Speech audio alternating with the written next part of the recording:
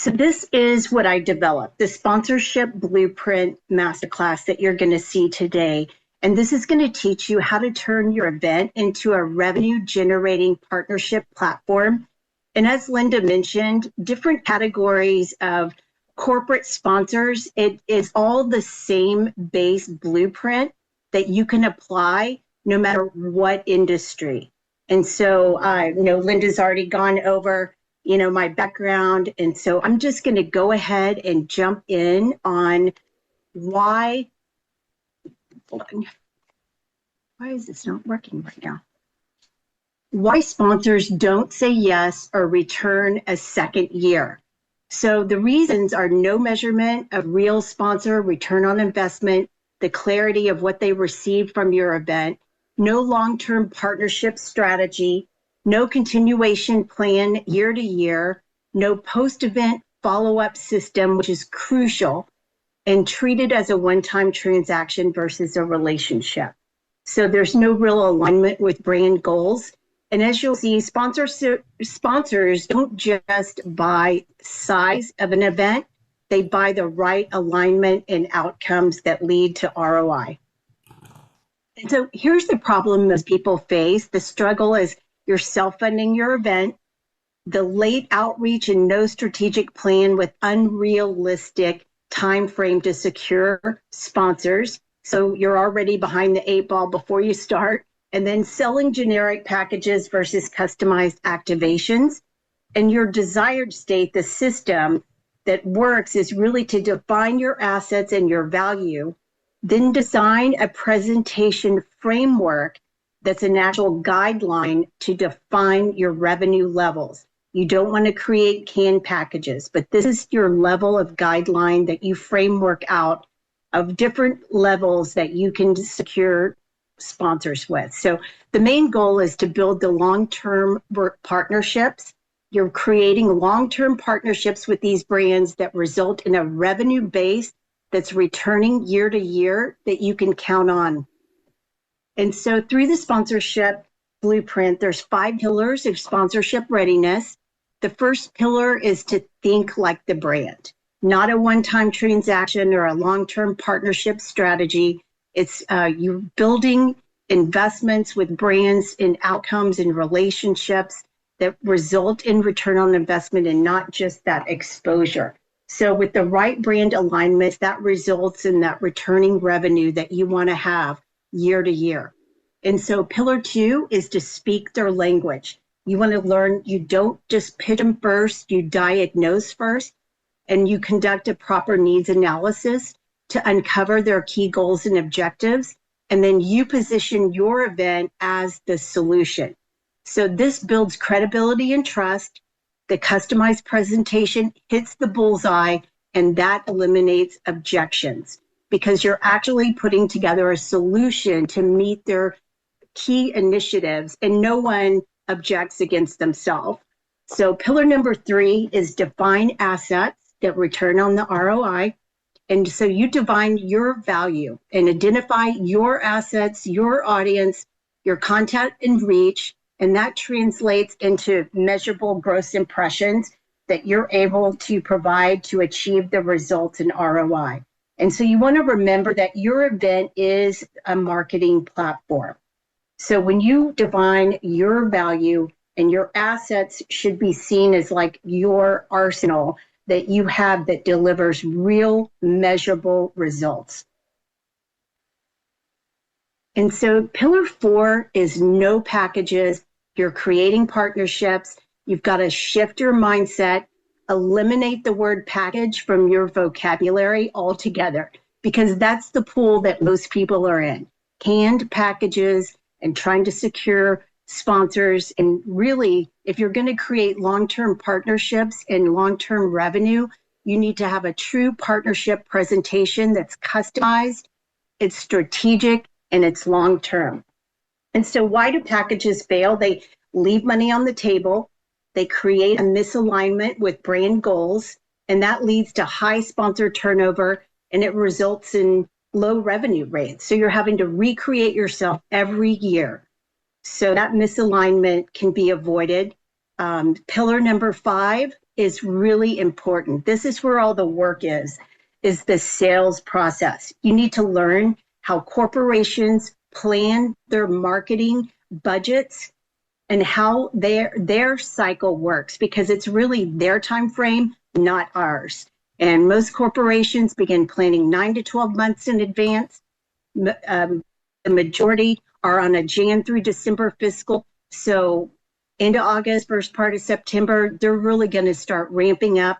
And if you're not on that plan by December 15th, you're going to be left off for a whole nother year, because the marketing and advertising world shuts down the last 2 weeks of December. This has been the way it's been, this cycle, for over 30 years that I've been in marketing.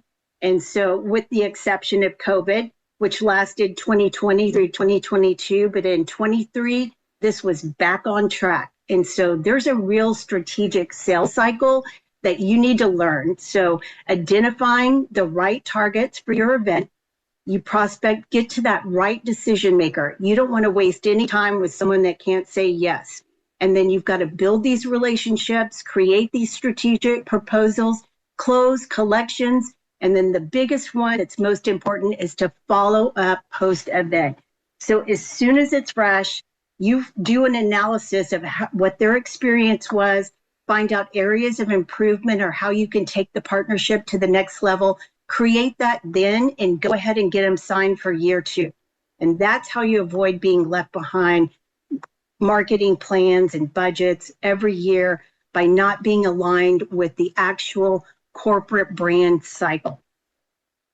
And so really now is the time. I've shown you the strategy. This is not the execution.